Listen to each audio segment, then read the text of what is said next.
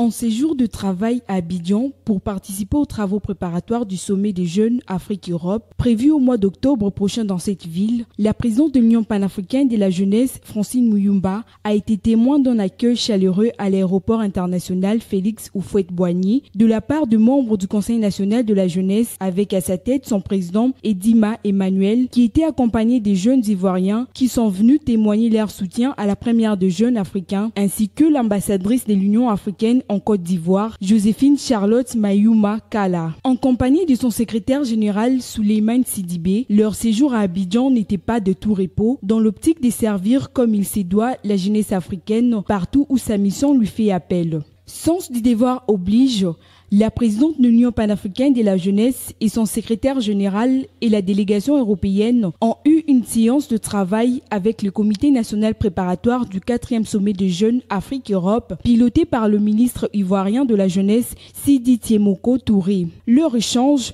ont tourné sur l'évolution des préparatifs au niveau interne. Le comité préparatoire national a dressé à l'assistance un état de lieu des préparatifs au niveau interne. La présidente de l'Union panafricaine de la jeunesse a pris parole sur les attentes de la tenue de ces forums avant d'être complétées par la partie européenne. Toutes les machines sont mises en marche pour que ces sommets soient un succès, a affirmé le ministre ivoirien de la jeunesse. 115 jeunes africains et européens sont attendus en Côte d'Ivoire pour se joindre aux jeunes ivoiriens dont la participation significative est sollicitée par la présidente de l'Union panafricaine de la jeunesse pour démontrer la grandeur de l'événement prévu dans leur pays. Les organisateurs ont insisté sur l'implication personnelle du président de la République, Alassane Ouattara, qui sera le porte-parole de jeunes au sommet des chefs d'État prévu en novembre de cette même année. Ce chef d'État africain va plaider la cause de la jeunesse africaine et européenne et montrera à la face du monde que la question de la jeunesse est transversale et n'a pas de nationalité. Du côté européen, la participation du président français Emmanuel Macron est également sollicitée, considérant qu'il est parmi les jeunes chefs d'État européens pour porter la voix de la jeunesse africaine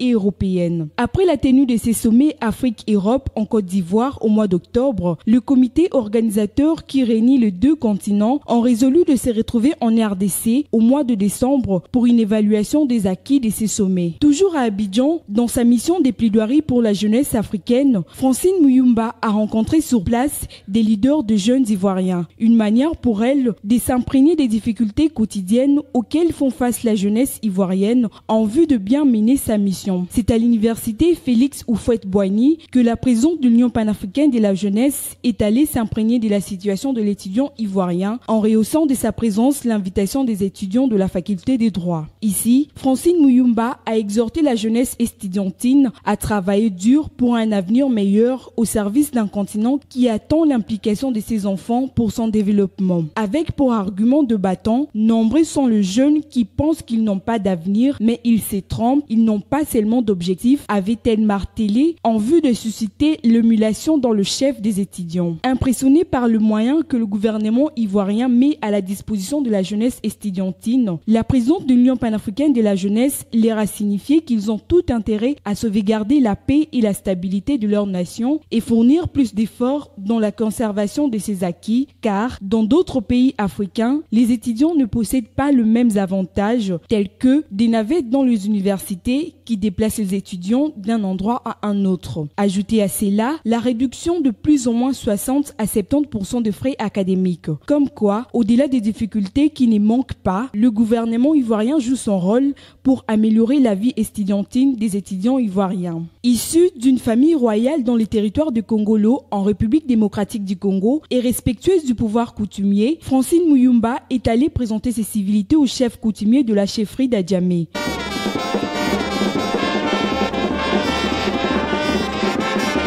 Cette rencontre va lui permettre de bénéficier de la sagesse et conseils bienveillants de ses pairs africains. C'est ainsi que ces derniers lui ont demandé de toujours garder les valeurs africaines qu'elle incarne. La joie de recevoir une de leurs, la princesse Francine Muyumba, a marqué ces moments précieux. Avec un agenda très chargé, aux dernières heures de son séjour ivoirien, toujours accompagnée de son secrétaire général Souleymane Sidibé, Francine Muyumba s'est rendue dans un quartier populaire d'Abidjan, dans la collectivité d'Adjamé.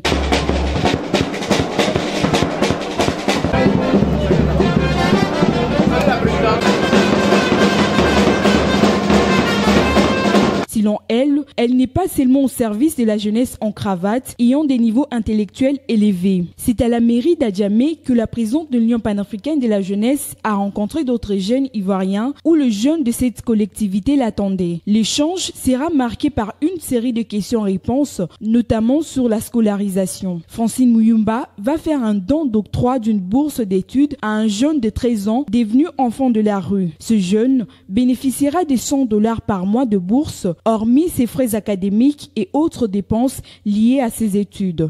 Déjà, nous avons été honorés de par sa présence. On ne s'y entendait pas vraiment et elle est venue, elle a pu rencontrer la chefferie qui sont nos pères, nos repères au niveau de tout ce qui est sagesse ancestrale et elle a pu échanger avec eux, elle a pu s'entretenir avec la jeunesse dans son entièreté, avec les jeunes d'Adjamé. Véritablement, c'était un honneur pour nous. Et la surprise était grande. Je suis Joris Do, le délégué du Conseil national des jeunes de Côte d'Ivoire dans la commune de Makori. Il faut dire que nous sommes très heureux de recevoir Madame la Présidente de l'Union panafricaine de la jeunesse ici en Côte d'Ivoire.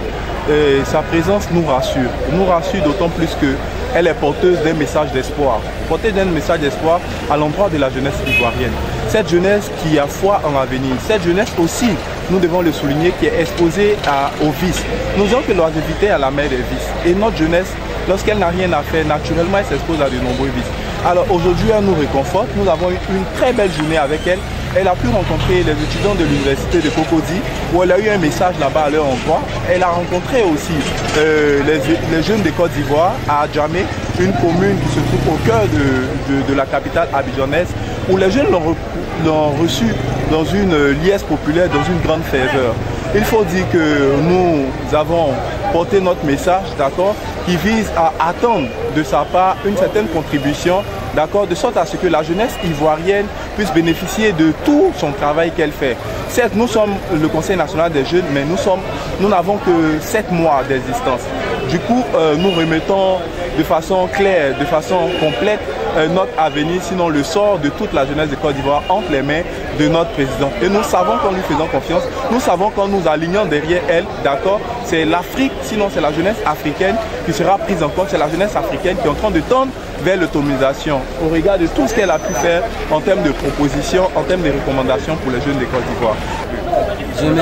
J'aimerais remercier Madame de m'avoir donné ce don que je vais aller à l'école.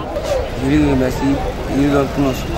Pour clôturer son séjour, avant de s'y rendre à l'aéroport, la présidente de l'Union panafricaine de la jeunesse, Francine Muyumba, accompagnée d'une équipe du ministère de la Jeunesse et le Conseil national de la jeunesse, ont visité les installations qui accueilleront le jeune, y compris le cadre d'où se tiendront les grandes activités de ce 4e sommet de jeunes Afrique-Europe. Toujours entre 2 avions au service de tout un continent, après les intenses travaux à Abidjan, c'est tard dans la soirée du mardi 12 septembre que la présidente de l'Union panafricaine de la jeunesse et sa délégation vont quitter la Côte d'Ivoire pour regagner Kinshasa avant de se rendre à Niamey au Niger pour la tenue de la réunion du comité exécutif de l'Union panafricaine de la jeunesse.